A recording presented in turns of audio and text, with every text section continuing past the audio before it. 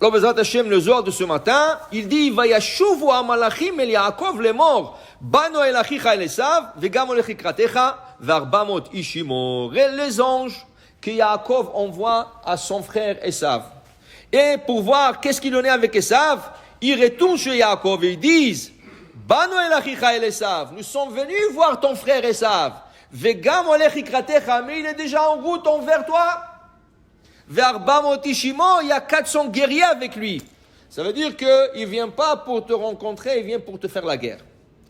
Dis Rabbi Shimon Bar Yochai, Ki vande amar bano el achicha, lo yadana dio Esav, v'chi achin achoranim avole Yaakov. Quand il dit, nous sommes venus voir ton frère Esav, est-ce qu'il a un autre frère? Non. Donc, est-ce qu'il n'aurait pas suffi, dit Rabbi Shimon Bar Yochai, de dire, bano el achicha, nous sommes venus voir ton frère? Automatiquement, c'est Esav. La Torah ne dit pas une lettre de plus. Alors pourquoi il fallait dire achicha Esav?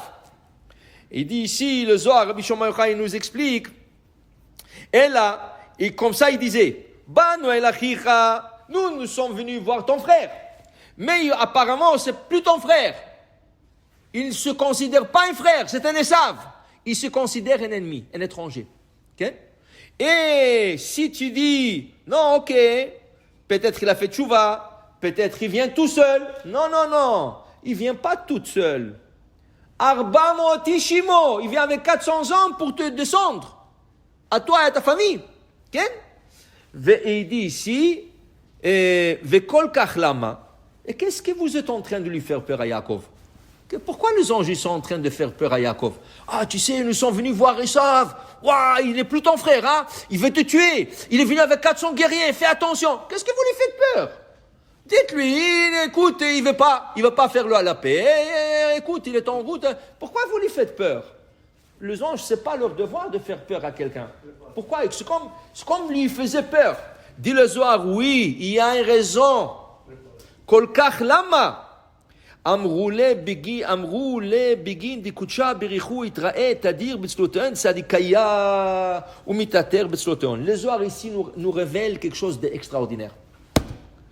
HaKadosh Baruch Hu veut toujours la prière d'un tzaddik. Vous savez pourquoi? Dit le Zohar, il y a une différence entre une prière d'un public et d'un individu. Quand on prie en minyan, 10 personnes et plus, il y a un ange, il dit ici le nom, on ne peut pas... Quand il y a des noms des anges dans le Zohar, ou n'importe où, on ne peut pas le dire, parce que c'est des noms sacrés, c'est des noms des anges, on n'a pas le droit de les appeler.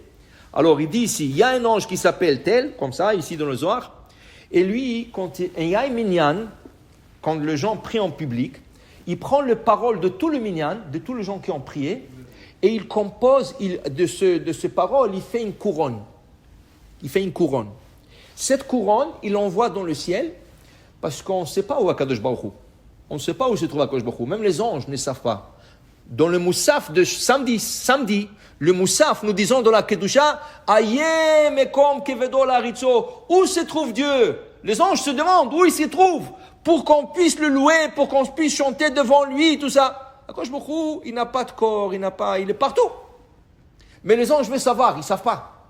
Alors maintenant, cet ange-là, il prend le parole de tout le monde, il fait une couronne, mais il ne sait pas où est Hachem. Qu'est-ce qu'il fait? Il envoie cette couronne dans le ciel et elle voyage tout seul jusqu'à HaKadosh Baruch Hu. Okay? Il dit, mais quand un individu prie, sa prière est acceptée par Hachem, mais elle ne fait pas une couronne. Alors il y a une grande différence entre une prière en minyan et la prière d'un individu. Je veux dire, c'est important de prier en public. Pourquoi? Après la prière, il y a une couronne qui a été formé, qui est de ça, et qui est envoyé au ciel. Maintenant, le tzaddik, un tzaddik, lui, sa neshama, elle est comme s'il y avait 10 personnes en lui. Il est considéré comme minyan. Et c'est pour ça qu'Akadosh Baruch Hu aime les prières des tzaddikim, parce qu'elle est tellement forte, la prière d'un tzaddik, elle monte au ciel comme une couronne.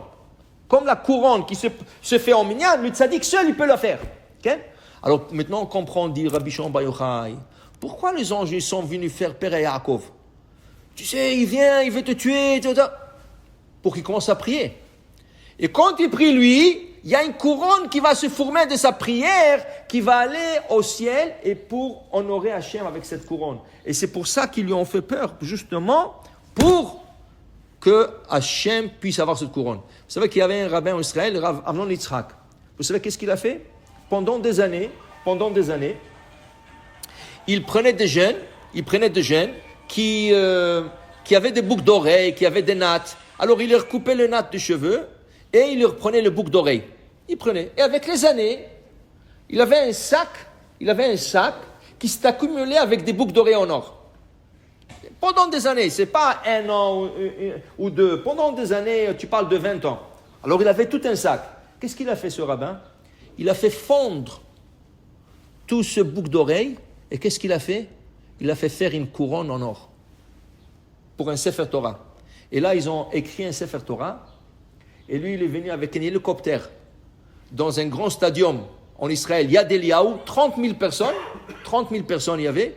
Ils ont emmené un Sefer Torah. Et lui, il est descendu avec un hélicoptère, avec la couronne.